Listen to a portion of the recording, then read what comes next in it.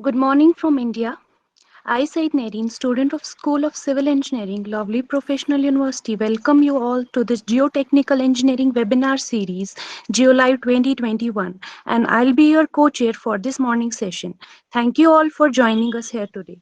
Sir, with your kind permission, can we start the recording of your session? Yeah, sure. Thank you, sir. Dear Sir, on behalf of School of Civil Engineering, Lovely Professional University, Indian Geotechnical Society, IGA Jalandhar Chapter, and Department of Civil Engineering, Dr. B.R. Ambedkar National Institute of Technology, Jalandhar, I welcome you for your session on the topic Sustainability Issues in Geotechnics. This session is chaired by Dr. Amit Srivastava, Professor and Head of School of Civil Engineering, LPU, and will be co-chaired by me and my faculty member, Dr. P.K. Sharma. Now, I request my faculty member, Dr. P.K. Sharma, to take over the session and start the proceedings. Thank you, Nareen. Very good morning to all the guests and audience. It gives me an immense pleasure to introduce Professor G.L. Sivakumar Babu to our audience who have joined us on this Google Meet platform. I, on behalf of Lovely Professional University, would like to extend my heartfelt gratitude to you, sir, for accepting our invitation and joining us here today to preside over this session. Now, I would like to take this time to share more about Professor G.L. Sivakumar Babu to our audience. Professor G.L. Sivakumar Babu completed his PhD in Geotechnical Engineering in 1991 from Indian Institute of Science, Bangalore, India, and Master Degree Soil Mechanics Foundation Engineering in 1987 from Anna University, Madras, and BTech Civil Engineering in 1983 from Sri Venkateshwara University, Tirupati. He worked as Humboldt Fellow in Germany during June 1999 July 2000, and as visiting scholar Purdue University, USA during February 95 to February 96. It can be very brief, I think. Just one He more is line. Yeah. Just. he is presently the president of Indian Geotechnical Society, chairman of International Technical Committee TC 302 on forensic uh, geotechnical engineering, FGE of ISSMGE. He is a fellow of ASCE and is also serving a governor ASC Region 10. Great. He guided 17 PhDs and 5 MS research degrees and wrote a book on soil reinforcement in geosynthetics, edited 8 books and proceedings, and has several publications, international and national journals, 180 international and national conference, more than 130. So as a total over 300, it's a great number.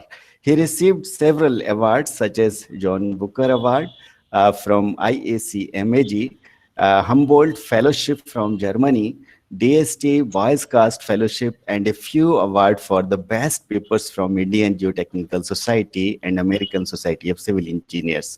Now I hand over the session to our session expert to deliver talk on the topic sustainability issues and techniques. During one more note, please. During the session, if you have questions, you can put the same in the chat box, or you may ask at the end of this session by unmuting yourself.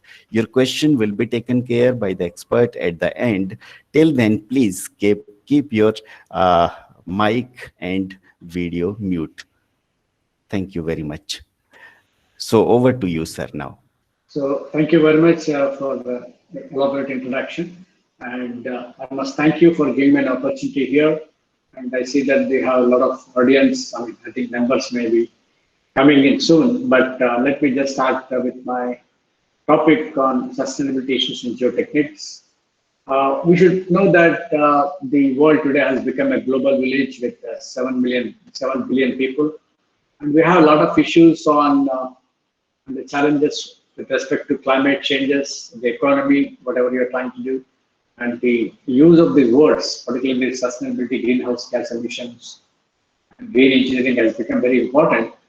And people have been working towards sustainability in engineering and management, because it's more, a lot of ideas we have, but how do you really create the engineering tools and the engineering approach to this, and as well as management of the economy. In fact, the terms like circular economy, carbon economy have been quite common nowadays.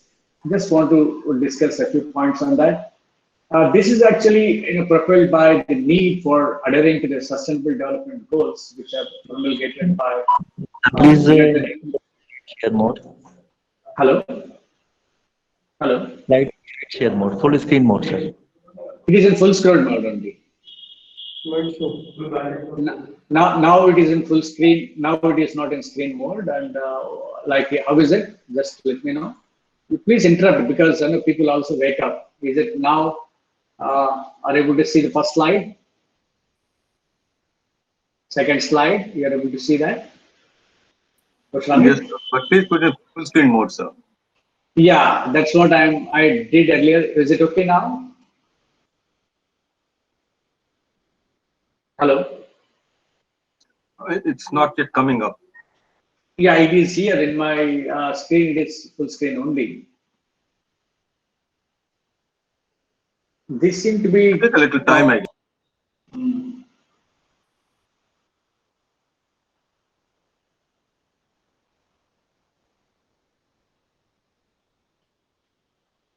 Is it I guess okay? it'll take a little time. Huh? I'm trying to scroll the slides. Is it okay? No? Or should I only go back to the other mode?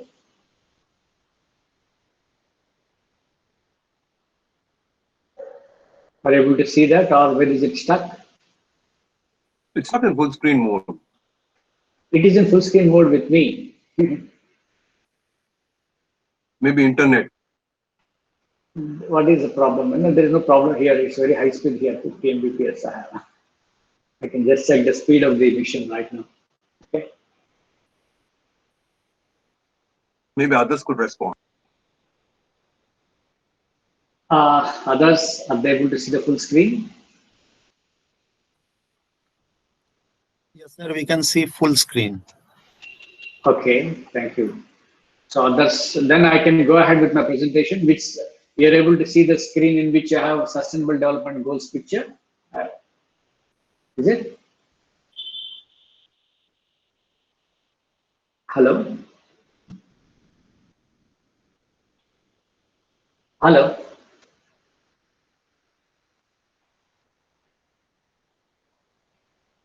Please continue, sir.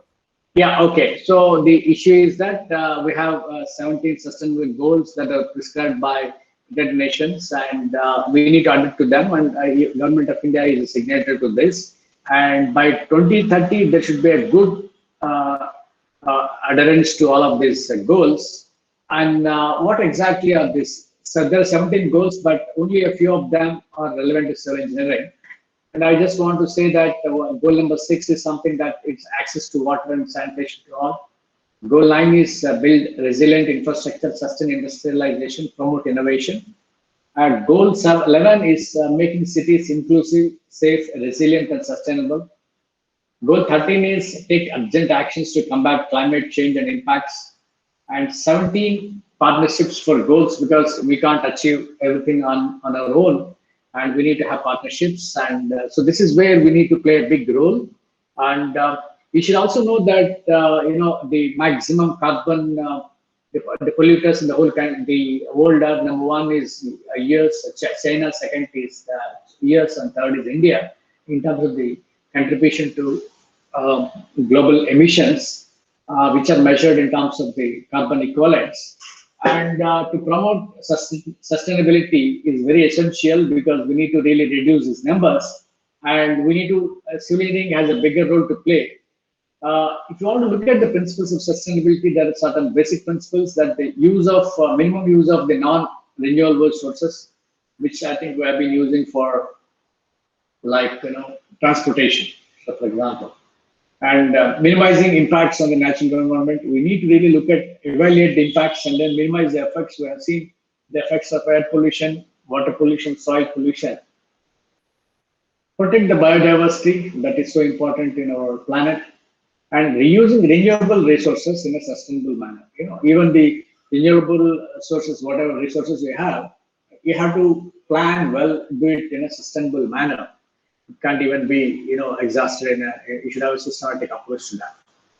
So there are a lot of definitions on sustainability. People talk about one accepted definition is that meeting the needs of the present without compromising the ability to meet the needs of the future generations. Like it's stated in 1987, this statement was attributed to one of the experts that the future generations need to have good conditions to live. So the climate change, the whatever is the thing that you feel like wider variations in rainwater, the rain or temperatures need to be understood, and then whatever because of the carbon emissions, these things seem to happen. So you need to come up with some proper engineering approach. What is that? Yes. Sorry to interrupt you, but Yeah. sir, please move your slides. I am moving slides, but I think you have It's a not problem. showing. So I'll do one thing. I'll only move this using Yes, sir. my. Yes, That sir. should be Yes, sir. okay. Okay, Yes, that's sir. what I see. Okay. Thank you. Yeah. Thank you, sir. Yeah, I think some of the people have that problem. Of course, I Yes, don't sir. have an issue here. Okay. So Thank you, sir.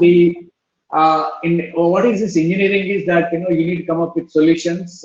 So you need to really look at these solutions. So engineering is the context here, and then you're trying to engineering for a finite planet which has some long more definite indefinite future, we should say, and there are a lot of challenges. In fact, in the curriculum or even senior people, we don't know what is sustainable engineering and what should be done. How do you educate people? That's a big challenge. So what are the principles of sustainable engineering? Then what are the boundaries between sustainability and development? Because when you talk about development, you have seen the disaster that happened in the Himalayas recently, that there's always, should you go for small dams or bigger dams? There is an issue. So where are the boundaries that we want development on one hand, but then we want to add it to sustainability? So you need to understand that the boundaries are critical because you have to make a balance. And how do you teach them? The way that the government works and the people work is totally different, that they go by least cost. They do not really adapt to quality control in many of the things. So how do you do this?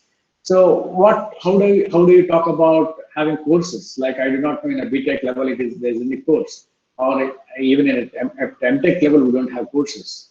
Or how do you train the people? This is what we'd like to see. And we have a lot of working principles that we'd like to look at waste reduction. We'd like to promote recycled material use. We need to really conserve water. Maybe you should use, say for example, recycled water rather than fresh water. The integration of environmental concerns and green construction, energy efficiency, healthy structures like long-lasting structures. All of these are very important. And the one thing that as students and many of us should understand, what is the difference between what is we're doing now and what is sustainable engineering?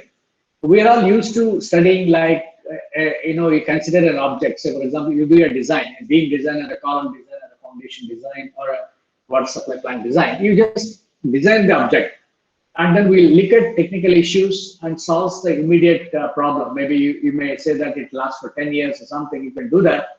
Or, but we don't really understand other issues like ethical issues and societal issues and climate effects and all of that. When it comes to sustainable engineering, we try to look at, particularly in civil systems, we look at the system in which it's acting. We look at technical and non-technical issues, and we look at climatic issues like looking at the future, and we look at the global context. That's what I just meant. Like I said, when India is number 3 in the level of pollution, it's contributing to, it's really a black mark for us. Maybe we may say that it's a developing country or something, and we're trying to have a good GDP growth, but the problem is that it's not correct. It's not the rating. Maybe you need to really look at how sustainable we are. And there is a commitment from the government of India that we should do this, but still there is no action plan. And that's a sad part of the whole thing. And so it acknowledges the need for engineers to interact with other experts in other domains, and so come out with actual solutions. We'll see some of them. And some more examples on greenhouse gas emissions, that in India in 1990, the greenhouse gas emissions is 1228 million tons, and in which 63% is CO2, 33 is methane, and all of that. So we try to measure in terms of the carbon equivalents. In fact, you can go to online, like how much CO2 emissions you emit every day by traveling, by eating, by doing some activities. All of that, there is a possibility, and the emissions are expected to increase by 3 times. Actually, now we don't know the current number. They're supposed to increase by 3 times, like 28 into 3. The numbers are here. But then we don't know the existing number, like 2020 also, we still need to get the data. So there is a lot of contribution. In fact, in this, about 142 million tons comes from transport tech, and then road construction activities. Like I can give you a figure of different sectors contributing to methane emissions, like so for example, cement industry, transport, agriculture, waste generation. There are so many numbers that I think you can access them from internet or anywhere. So when you're trying to do the construction, what is the role of civil engineering and what is the role of geotechnical engineering? This is what I would like to highlight today. And so the objective is that we need to look at low carbon emissions, because we don't want to, like as I just showed you, there's so many carbon emissions, so much of quantities. How do you reduce it? So the zero carbon emissions are the ideal goal, but can we achieve it? So then what are the roles of the geotechnical engineering at various stages? So for example, the role of ground engineers or geotechnical engineers at planning stage. The investigation methods have to be much more clear. So for example, we have seen that in the quality of investigations in the country are not very good. So you need to have non-destructive methods of testing and try to identify the ground surprises or truths and do a design. And the design is in such a manner that you need to, like we have seen, where there is excavation and water table is there, the problems of dewatering could be much more problematic. Then people have seen many sites where the investigations are not being problematic, they have been problematic, and with the result, the cost of the project enormously increases. So that is not a sustainable solution. And when you're looking at design for sustainability planning, it's like, how do you really avoid such issues in the later stages? Then how do you come up with the excavation method? So for example, if you're planning for an excavation of a multi-story building, what are the techniques that you can have so that, whether it can be a soil layering technique, it can be a micropiling technique, or it can be a struts and all of that, which is more economical. Not only economical, it is more sustainable in the sense that less greenhouse gas emissions. And that is one thing one can really look at. There's a lot of information on that. Construction planning, the way that it is constructed. Like I can give a small example. In India, even the pipe laying is a big problem. You see that there is a road work is done, but immediately somebody comes and digs the whole thing and then makes a pipeline. So that leads to, it's not a design, either sustainability planning is not done in terms of the design, even construction. We see that a lot of disruptions do take place in construction, in roads, and even monitoring planning. So we don't have, so the engineers can have a good role in terms of the planning stage itself for any project. So for example, I can only monitoring. When you have so much of technologies for monitoring, so for example, drones and all of that, monitoring of failures and collapses and distresses, many things are possible using image understanding techniques and all of that, pattern recognition techniques and all of that. Second thing would be the geotechnical design solutions and principles of sustainability. There we use, like, you try to use reduce the materials that are used. So for example, road construction, aggregates. You must find out some uses where aggregate quantity can be reduced, quality in terms of its performance can be improved. So for example, geosynthetics. Then reuse of the materials, remediation of contaminated sites, recycling materials, recovery of materials. It's a big area by itself. This reduction, reuse, remediation, recycle, recovery, geotechnical engineering. So for example, you're trying to reuse the plastic material. How can they be used in construction? There are many. There are big. One can really take a big subject on it. and earth support systems. I just mentioned that we always design, we have a conventional gravity walls and all of that. Can you design using some other techniques, micropiling or any other techniques? Because in the conventional techniques of retaining walls, you need to excavate and then you have a backfill and all of that. And it may lead to a lot of project costs and all of that. Then energy and foundations.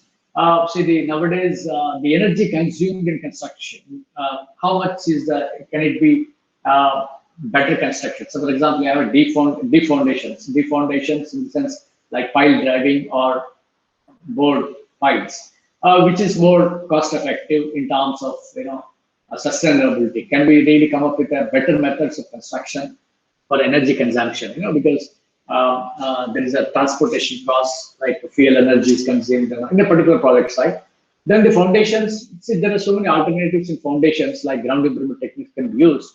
Say, for example, instead of pile foundations, one can go for ground stone columns, and then do something else to improve this, get the same level of performance, and that there will be significant difference in the carbon credits. Then, of course, geo-environmental solutions like landfills, dump sites, there are too many. And they will, they are the problems in our country today, and all of them, of course, absolutely. And they can really help in a significant context. I'll show you examples.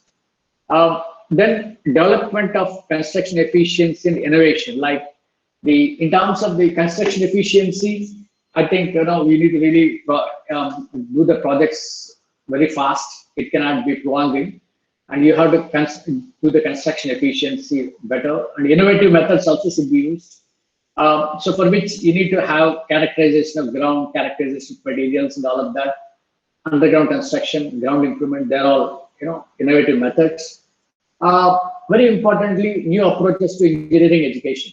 The thing is that nowadays it's workers that are doing the work, and the engineers, there's not much understanding of the latest concepts, but so the profession is still grappling with problems. So engineers of high quality need to understand some of these requirements and implement highly technical solutions in concert with meeting the needs of economic constraints and social societal constraints. Like you can see the dust pollution in a construction site.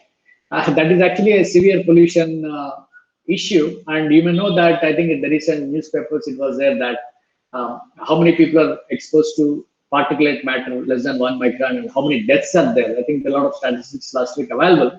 It only shows that there is a lot of need for understanding some of these construction methods and more involved. Say, only problem is that these methods involve more calculations, which has, and then of course there are a lot of tools available, and the engineers of today or tomorrow should know this.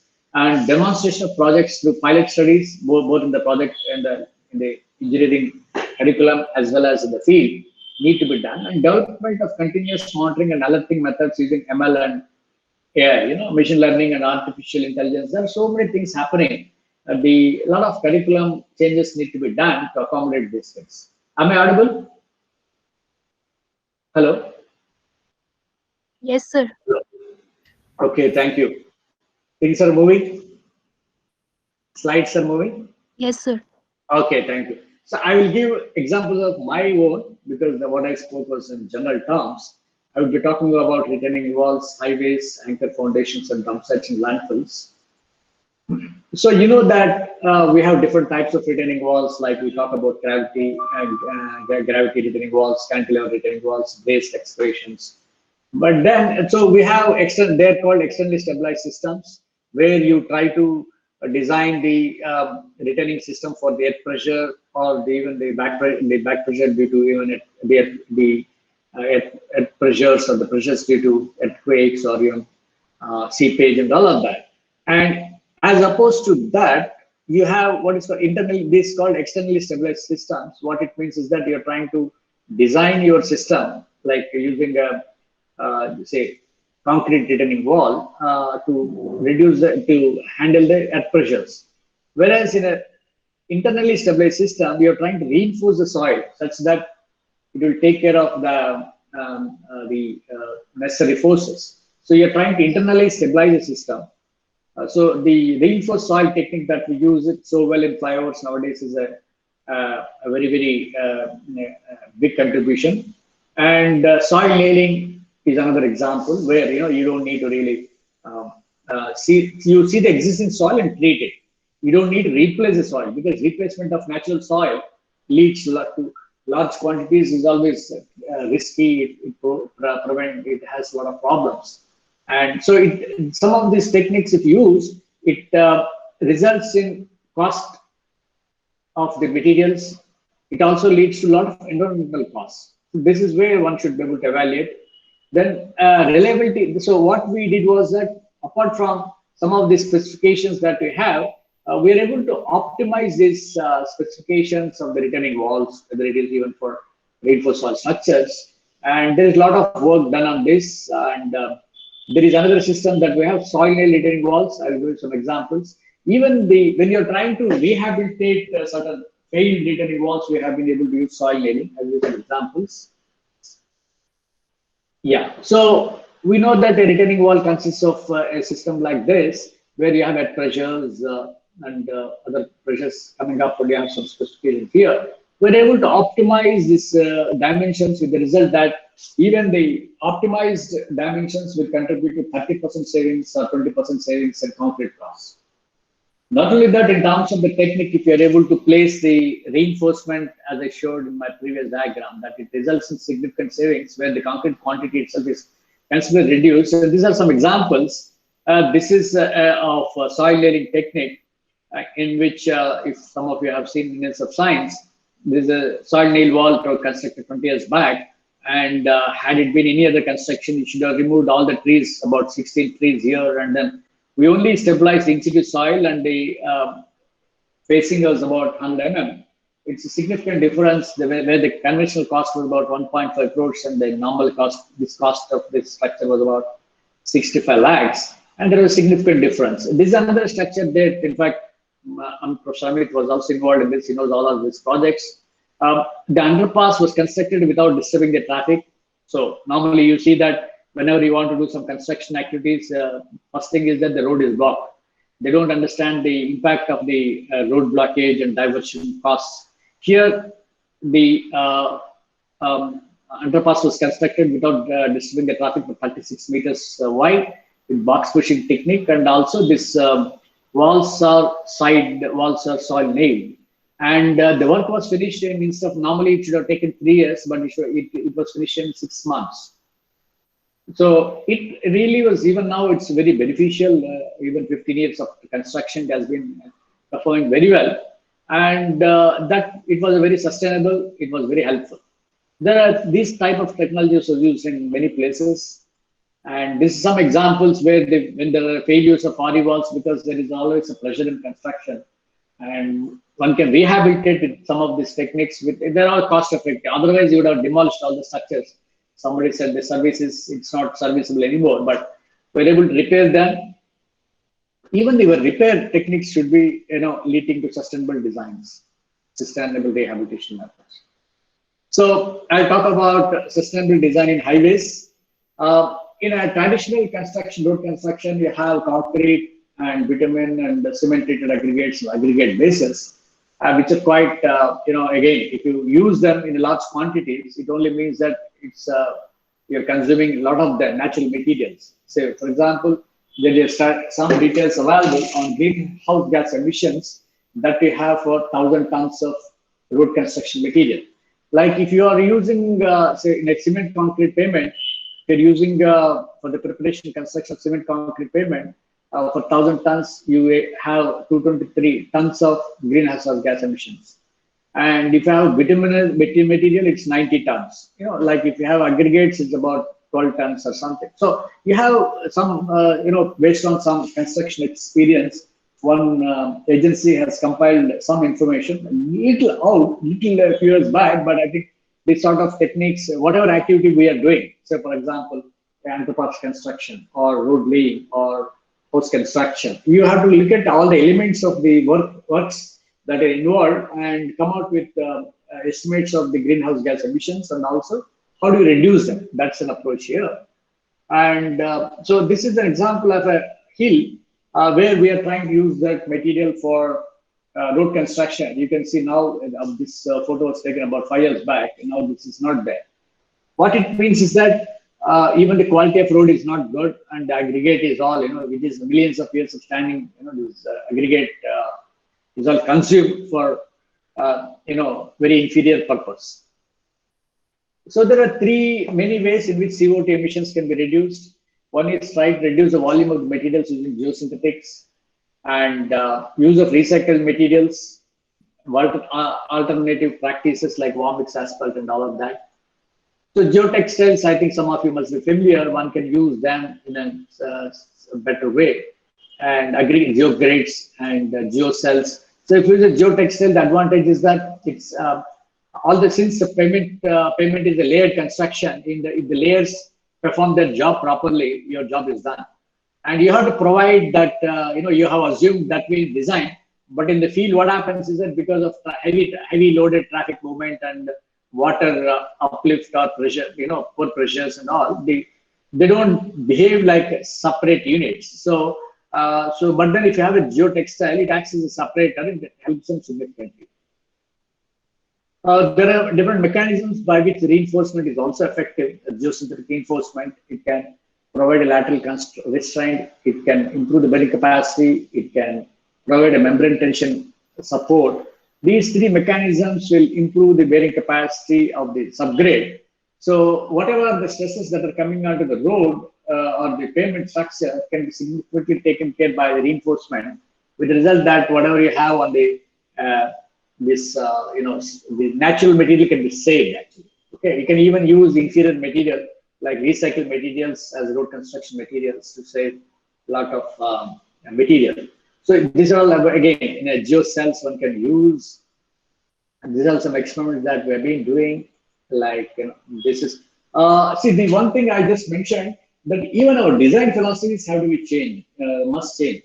Because the thing is that we use what is called CBF-based method of design. And that's okay for a design, but if you want to look at payment performance, the best may be that we need to understand what are the performance related parameters. We are all aware that the road, loading on the road leads to elastic and plastic deformations, which are they're all cyclical. Like a load is applied on the pavement, so the moment a load is removed, there is a rebound.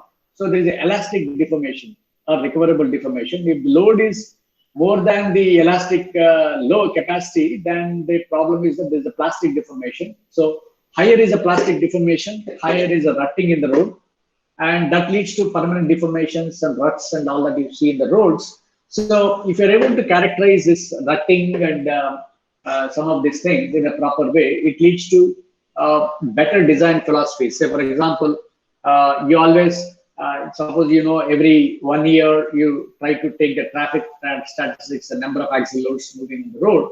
It can give a better performance indicator than suddenly and then looking at pavement performance. Over a period of time, how many potholes, how many conditions are developed. So that is a big thing. So there should be so one needs to, when you're trying to look at sustainable design in payments, you should also look at quality of materials, payment performance in a proper way. So we did some experiments in which we can clearly see that the use of the geocells or geogrades will significantly improve the performance of the road. Actually, it had, in this case, for example, it's a 300 mm reinforced case, and then there is another example, 150 mm reinforced base, and then there is a 300. So here, 300 mm aggregate, there is a result here. And then 150 mm reinforcement, they have same effect, which means that 150 mm or 6 inches of the material can be saved. So we did practical work on that. We did field studies where we had conventional pavement. You have a bamboo reinforcement, you have a road mesh, you have a geocell of 2 dimensions, 150 mm and 100 mm. And aggregate was actually not available, so we used soil aggregate. Then there is a geogrid, steel grid material. There are a lot of materials available, and we use them. And these are all the various pavement sections that we had in different stretches. And this is a construction that we have. in a geocell, this is in a geogrid and in a bamboo and all of that. And you can see actually the quality of the road was, the CBR was quite low, and after construction it was okay. So these are all the images that we get from the feed. Like, you want to see if geogrid is there, geocell, it's the bamboo here. So we are able to look at using the falling weight deflectometer data, and we're able to see the performance of the roads. And this data was very interesting and very valuable. That, like, say, you're able to, in 2 days, you're able to get some great quality.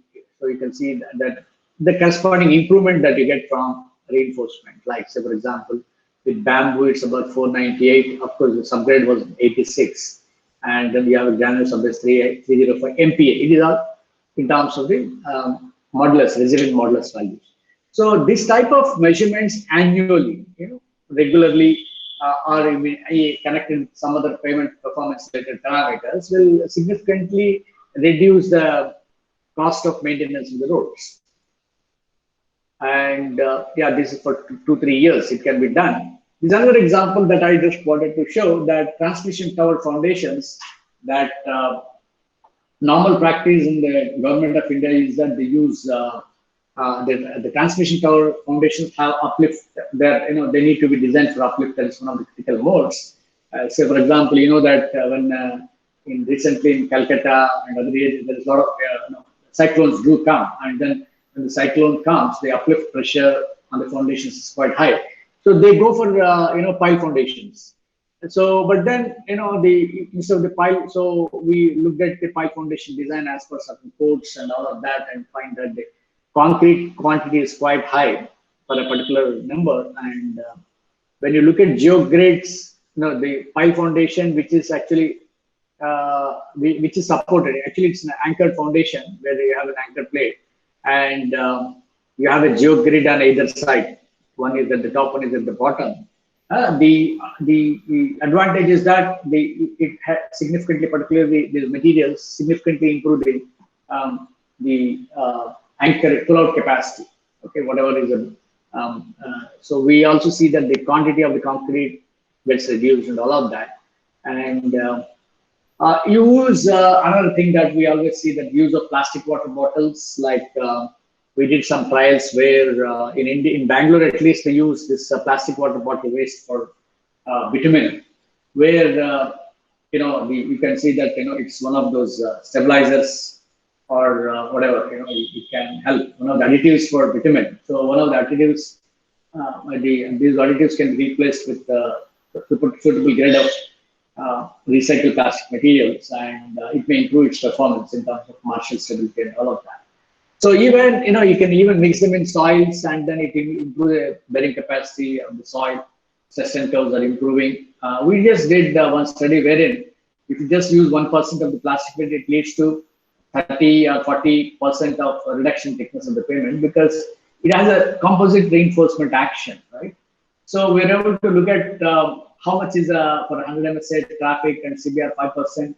What is the difference in stabilized soil and normal system?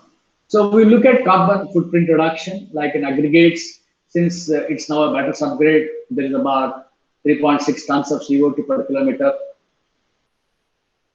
Bituminous mix also, there is a 3.34 tons of CO2. Since the use of plastic material is done, otherwise if you are going to landfills, you can always have certain credits for that, and it also, which means that that 3.54 tons you can add to your account. So just an illustration that 1% of the plastic waste leads to overall reduction with about 11 tons per kilometer, which is the same. Of course, this is not only because it also reduces the thickness of the pavement, so the material cost is reduced, footprint is reduced. So like this, these are some examples of the bitumen section that is therein. Of course, this is done in many places in the south. And even if you are trying to look at recycling of bituminous pavements or any of the aggregates, it's very important thing that we have to promote. But I hope that the IRC, I think they have, we see that the pavement layers keep on going at the top, and they keep on using new materials, but You can reuse all of these materials by proper operations, and there are a lot of methods here, including full depth reclamation. You can completely remove that. I think somebody can refer to that. Even the energy, when you see that the bitumen is always heated to 165 degrees centigrade in construction, and it emits 174 billion joules of energy. But if you have lean mix asphalt or one mix asphalt, it's much lesser. It's 96 million joules per 1 ton. One can use, of course, a lot of research is being done by CRL and others. I'll talk about landfill sustainability. I think I'm talking about Bangalore example. We generate about nearly 6,000 tons per day, and a lot of waste is put to different landfills, dump sites, and the process is about 60 to 50%, and landfill is only 50%. What's happening is that the processing technologies also need to be perfect. And there are a lot of plants which are taking care, but we always see that the capacity of the plants is always less than the generated quantity. Generated quantities seem to increase all the time. And since we can't locate this, the location of the waste processing units is also a big challenge. And the government of India is coming up with so many alternatives that, waste to energy, and then, there are so many technologies, right? So the composting, recycling, but they're all not very, very active and effective, and because the systems are not favorable. That way we seem to dump all the materials in the landfills only. That leads to big problems in dump sites. It is the same situation in Delhi, Chandigarh, wherever it's throughout, it's an all-national problem. And these are some dump sites where leachate is there, which will cause a lot of pollution of groundwater, air, everything, right? This is a Gazipur landfill site.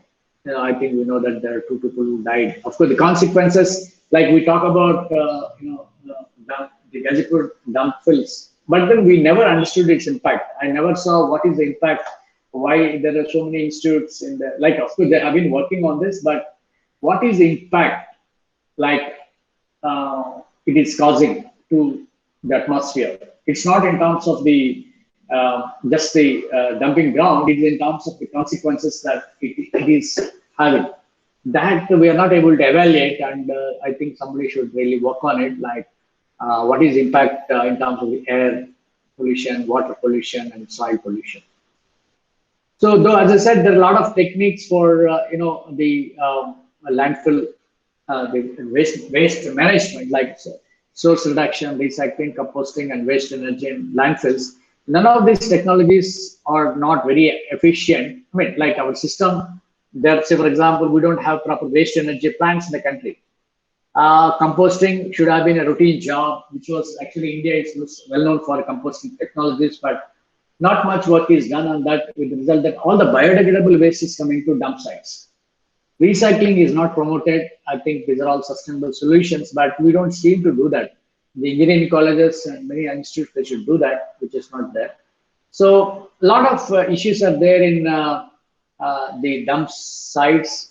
There is a lot of opportunities for practice of sustainability, like identification of dump sites, assessment of capacities, because we need to the capacity and then understand how long it comes, estimation of waste characteristics, containment of stability, optimization for methane gas generation. How do you really recover all the gas? All of that, geosynthetic materials, then remediation technologies, prediction of leachate generation, because that's what causes a lot of water pollution. Risk assessment, how many people are assessed? Like, say, for example, I just mentioned about Gazipur landfill. What is the risk assessment? What is the consequence assessment? Nothing. I mean, I hope there is some data available. If you have some data, please send it to me. It will be very interesting. A lot of instrumentation is required, because there are so many unknowns and complications are there. So it is like a patient admitted in ICU hospital. Most of these dump sites, they need to be monitored and instrumented so that over a period of time we'll understand their impacts, right? So because the problem with the municipal solid waste is quite complex. It is actually, it has physical properties, it has chemical properties, it has dissolution processes, it is biologically quite active because they are dumping all the mixed waste. So, in geotechnical, people are only used to knowing this three-phase diagram: air, water, soil. That the first chapter, second chapter, after soil formation. But you should understand that, instead of the air, you have methane. Instead of water, you have leachate. You have not in the soil, you have a lot of biological deposits. So it's biosolids. So it is much more complex, and unfortunately, we are not trained to handle this. I know that there's a lot of biosolids issues in many places in India. So we need to understand the bio-geo interface issues in terms of the structural stability, chemical properties, the biological properties, and their interactions, which is very, very important.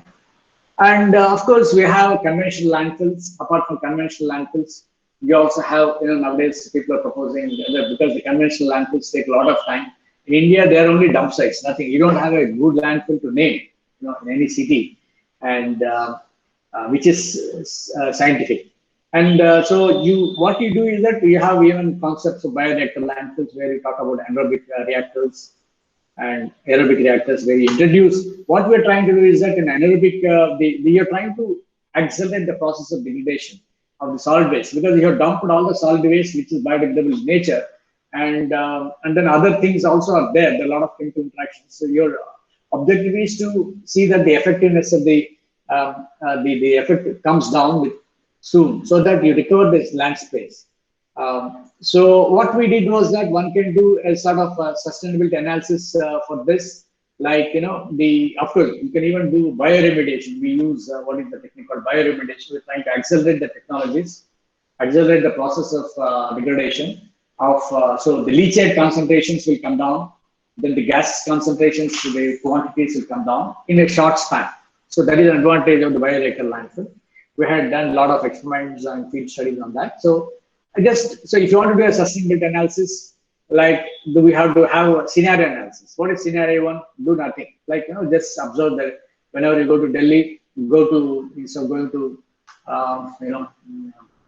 say for example, all the nice sites you go to once, Balswa landfill, and then down the Gazipur landfill. See them. What is that? What is the effect?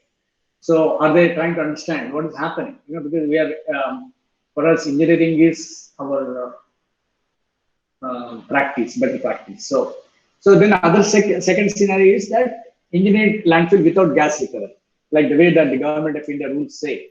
Other one is a bilateral landfill. So you try to compare the scenarios, 1, 2, 3, 3 of the scenarios.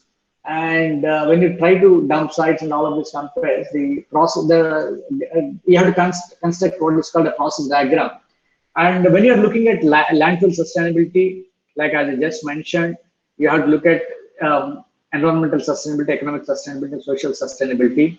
In terms of what are the tools of assessment, actually, we are looking at environmental sustainability, the potential, you have to do an LCA analysis. Like, there are a lot of indicators. Actually, I indicated only 2, 3 here: global warming potential, photochemical ozone creation potential. There are many, actually, 5, 6 in the recent course. Actually, there is an ISO code on this. And economic sustainability, we do life cycle cost analysis. So, for example, the cost, the payment using geosynthetics. It is supposed to be a better lasting solution compared to a normal one. So the cost of the geogrids or something may be initially a little expensive, but in the next 2 to 3 years, it may compensate and the quality of life will be much better. Operation maintenance costs. So you need to really look at these things. And social sustainability, how much of damage it is causing to the people. In terms of the emissions, this can also be characterized, like taking some surveys. So, for example, in Gazipur landfill, close to nearby areas, look at the data that's available. How many people are having some types of disease compared to other people in Nehru place? What is the calculation? So you must be able to the local governments should be able to do some studies on this, like how many people are exposed to particular hazard, why people are affected, how can you reduce it? All of this can be done. That is actually social sustainability. So you need to understand all of that, and in some example way, I just know that you have to say, for example, input analysis is like the distance of transportation, like if it's 10 kilometers distance, what is energy, in transport of, dumping waste in a dump yard, and again, it is not calculated. like the inputs to the sustainability analysis is that the total quantity of waste generated, the volume of the soil, rainfall, and all of that. One can do all of this, and these are atmospheric conditions. Outputs are that we are looking at how much is the gas that comes out so that we can sell it, or you can make it a bio-CNG, or how much is the leachate that is coming, and can you retreat it and do something else? Can you use it for car washing, or can you supply to some other plant? Of course, the thing is, even the treatment of the leachate itself is quite expensive, and to what level, because we have seen that how much of 1,000 liters of treatment of leachate, how much it costs, is an important variable here. So all of this can be studied, and one can make an analysis. It shows that I'll look at say like total emissions. If it is in the open dumps, it's going to be very high compared to other two systems. Of course, in the bioreactor landfills, it's quite less. And the important thing that the advantage of the bioreactor landfills or the bioremediation process that the leachate will be circulating back to the same system, with the result that you don't have expenditure on the leachate collection, that treatment. That's the best thing. See, all the leachate is sent back to the landfill, and they in turn accelerate the process of degradation. And then there is a lot of gas generated. You're trapping it and putting it to CNG or whatever. Right? So particularly all of this statistics, one can do that. In terms of the environmental sustainability, I only present in terms of the global warming potential and photochemical occupant potential. They're also quite less. In the case of open dumps, they're very high, but in bioreactor case, it's much less. Even in terms of the costs, we are able to see that there in open dumps, no problem, no cost is zero. But in terms of the engineered landfills, there's a lot of construction activity, but you don't get back anything. But in a bioreactor landfill, since the gas is there, you can recover. You can recover the space. So, for example, in the normal space, normal design, to stabilize the processes in a landfill, it may take 30 years. But in a bioreactor landfill, because you have a lot of instrumentation, you're measuring everything, in 10 years, I can recover all the space, or 5 years. So we have a lot of technologies like biomining, bioremediation, and they're going to be quite useful. And people have been talking about smart cities. Smart cities without being sustainable will be disaster. So these are all some examples. Yeah, there's the same thing about something. So because I think 1155. So there is a lot of methods that are available in geotechnical engineering. In fact, even the covers, I should say an example that the ministry guidelines on the covers are not very, very precise. Why? Because they say that they use the soil capping. But the soil capping, if you mix it waste, it becomes waste. So where do you get soil for capping all the material, the waste material? It's very difficult. So you need to come up with, and then it releases a lot of methane. The problem is the methane emissions are very high in the beginning because the biodegradation starts, and you are supposed to cover them immediately, but we know that we just leave it like that for a very long time, and all the methane material would have been lost in 1 or 2 years, but you try to cover later, or it's also exposed to rain. There are a lot of hazards associated with that. And I think sustainability methods of design and analysis are the way forward in civil engineering or in any engineering and science. I think because there is a nice statement that we do not inherit there from our ancestors, we borrow it from our children. So if you want to have nice climate and improve the life, I think this is the way forward. Thank you very much.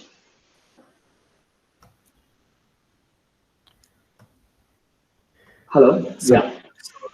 thank you very much, sir, for giving an insight of the issue. And I was really amazed to see a few points you addressed so well in your session. You very well explained concept of sustainability, challenges to sustainability, and the 5 R's: reduce, recycle, and then all 5 R's: recovery, remediation, etc. And one more important point, it was energy and foundation. I would like to have a highlight on it. please. And then various bioreactors, landfilling, and ultimately the nice methodology with the cost analysis. So it was really enlightening to hear you, and I am sure uh, our future researchers, scholars, and students must have been benefited. Now I request my co-chair, Syed Nareen, to start the question answer session. Thank you very much, sir. Thank you. Thank you, sir. Now the question and answer session will start. So I request the participants, if they have any queries, you can kindly put it in the chat box or you can unmute yourself. Yeah, there are a lot of questions here. Interesting. Actually, I'll just say. Yes, sir. I Some of think the good. Yeah, I participants. have.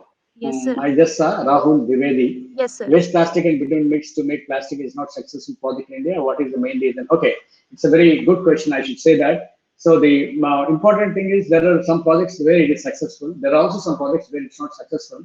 And I feel that the mix design process itself, like whatever is the specification that you need to have. I didn't find, actually I've been talking to others, even the so-called our highway engineers, our brothers, that we don't come up with specifications of testing like for this. That is the reason. If the specifications, that they're very sensitive, particularly in bitumen, you can see that slipping and all of that.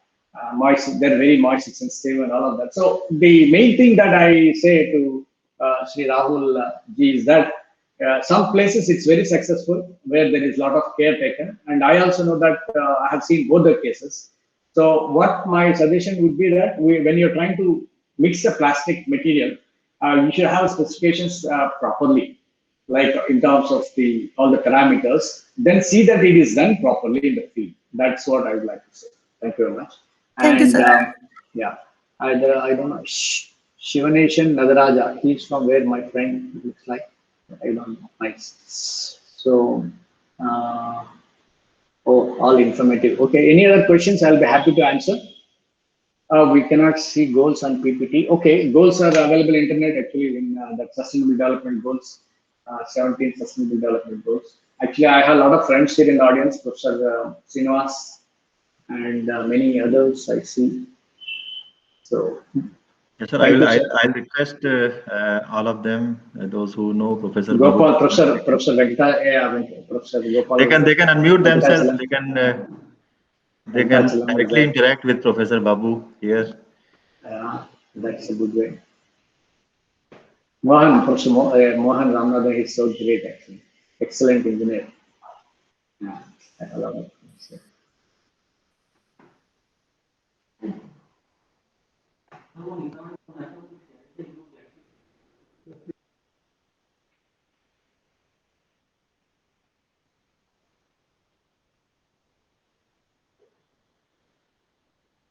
Professor Amit, you are putting so many webinars that people are tired maybe. Morning, 1 p.m. The four sessions per day going on. Yeah, I know. Great, From morning great, till great. night. Yeah. Excellent. And 65 countries and 900 Yeah. waste stations. Excellent. So it was only because of the accumulation of excellent experts like you who joined and No, it's nice. Good agreed for to deliver. Good for everybody. Yeah. So they can even send an email to me. I can happily answer any of these people. There's no problem at all. Yeah, good afternoon, Professor Babu Manchkanti. Yeah. Tell me, sir. How are you doing, sir? Yeah. Fine. Please. Nice. Like in the stabilization of soil, using fly ash, rice husk cash, TGV. Yeah. We've been doing this for so many years. Now, Correct. what I want to know is, like, how do we calculate the carbon footprint? Yeah, actually, see, the thing is that you have to calculate. There are certain, in fact, the materials. What are the materials that are being used? What is the energy consumption? What is the set of calculations? Maybe I can share with you that there are papers also on for stabilized loads how to calculate the footprint. We can look at it. So, for example, the aggregate material, the embodied energy is very high. Embodied energy is quite high. and you don't need that much of, but then by stabilization, by certain additions and all that, you will get that heat and feed. So in terms of the energy that is there, it is less. Right? That way the carbon, low carbon, we call it as low carbon compared to the other one. So you have to, there are a lot of small detailed calculations, and now you have established tools also. Say for example, the Prima, then Gabi, there are some programs, because there are certain other factors like which we can't directly calculate, and there are embedded, there are detailed, it's very difficult to calculate. I was telling you about the there are measures. One is the greenhouse gas emissions. Okay, greenhouse gas emissions is direct. But if you want to make actually sustainability calculations, you have to consider the three factors: environmental sustainability, the social sustainability, and economic sustainability. Then you have to come up with some sort of index to compile an average index, so that suppose in a particular project, like a road project, you have okay, natural soil or aggregate material that gives so much of carbon footprint. Second thing is that, like I showed you in my case also, that when you use this, there is a thickness reduction because of that one table I showed. One table in the road construction activities, what is the carbon emission? That is prepared by a group of people. Actually, some of us can do that. You know, whoever is some contractors involved in road construction activity, they can take up, because they have, you know, what is the side distance traveling average, and what is the material used, what is the energy consumed, all that they know. They can come up with this sort of table, like a big contractor. I know this was prepared by ICT once when we had a project on use of carbon footprint in road construction. They compile. Then I look at all the papers and I compile this data. So this was very useful to me, that if you cement, this will be the carbon emissions per this thing. So that I have summarized it, and that needs more detailed calculations, which are there in a lot of papers. So suppose you in the Vizag area, you are trying to do that, you have to really look into those basics and then come up with these calculations and show them that using this, you're able to reduce the carbon emissions. It is a lot of calculations. That's what I was telling you. The future is that young engineers should know more calculations, and even the contractors, because they want to make more business. It's not just, so they have to demonstrate these things in a proper way. Yeah. I agree with you. I mean, more the sustainable process, more is the business. That's absolutely correct. I was asking you this question in the context of recently when I attended another seminar where whenever you're talking in terms of sustainability, people want quantification, not quality. Correct. Want quantification. Quantitative, yeah, in terms of the carbon emissions, Numbers. in terms of the carbon number, yeah, in terms of the numbers. See, one simple tool is the carbon. See, you have, in fact, now there are, I know that we have International Road Federation, if I remember. They also prepare IRO. Carbon calculators are there. If those, say, carbon calculators for road construction, carbon, even nowadays people are working for carbon calculators for our own daily life. You know, you go to office, how much of footprint you are giving to the, like, they're available, but you have to go a little more deeper into that and then come up with some numbers which we can just have. Yeah. Thank you, Dr. Babu. Thank you.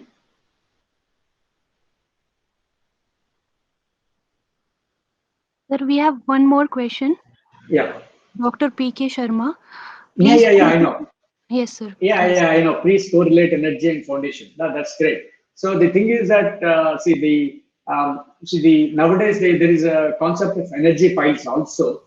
The thing is that in say for example in some places like UK and Australia, the energy piles are being used. Actually, it is not only a load-bearing system, and because of the temperature variations in the ground, and then some more additions, you can recover energy and supply it to heating and cooling systems in the system. In fact, in UK it is there, and there is actually energy piles is a separate subject itself, though I'm not dealing with that. And other thing that's what I meant. Energy and foundations can be related. People are working on pile foundations, and even on payments, I should say that if you're using say for example the proper reflectors, like using the energy, the payment also absorbs a lot of heat energy, right, because of the temperature and all of that. People are trying to recover heat from payment also. there are using some, what do you call, some sensors and all of that. People have been using it. But we did a laboratory study on that. It was quite good that if it is done in a field scale, it is going to be decent. It may not be solve a complete problem, but at least it will be useful to lighting the sheds, bus sheds are there, street lights will be there next to the road. If they can be used to do that, it's all right. Yeah. Thank you, sir. Thank you. Thank you very much, sir, for taking up the queries of our audience and for sharing your knowledge with us. It was such a Thank you. detailed and an enlightening presentation, and I, on behalf of School of Civil Engineering, Lovely Professional University, Indian Geotechnical Society, IGA Jalandhar Chapter, and Department of Civil Engineering, NIT Jalandhar, and from the entire team of faculty members and students, I am thankful to you for spending time with us. We wish you all the good health and prosperous life ahead. As a token of appreciation, please accept our e-certificate. Sir, I am presenting you the e-certificate. Thank you. Bye.